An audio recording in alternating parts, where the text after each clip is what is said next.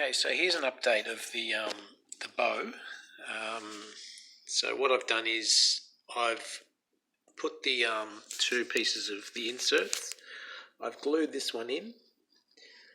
I've changed the angle a bit, just slightly. I've made it a little bit more like a 45-degree angle.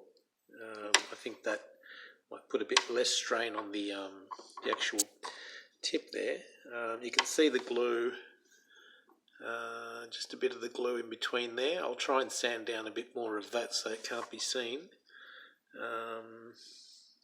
So that's how it looks there. I've tidied up the strings a bit, tensioned them up.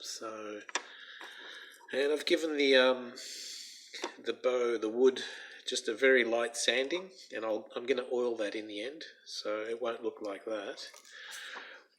The other part of the bow is this insert. So basically what I've done is I've drilled 3 holes, and I've tied that one to the bottom bit to keep it in place, that one to the back of there, and the top one I've tied over.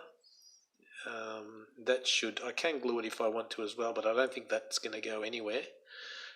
It is a bit messy, but that's because of all the excess hair that was cut off. And I've tied up the strings here, just tightened them up so they can be nice and compact. So this is where I'm at. I've had heaps of time to do all this, so because we're locked in, so I've got quite a bit of work on this. There's a bit more, so the next one I'll be showing is I haven't put the pin through yet, so I might put it through, although I think that glue is pretty strong. I'll probably will put a pin through it.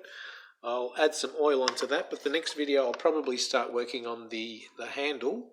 So I'll put the padding on first. The padding is just with strips of cloth. I'm going to start winding it around up to about here, which is where your fingers usually go.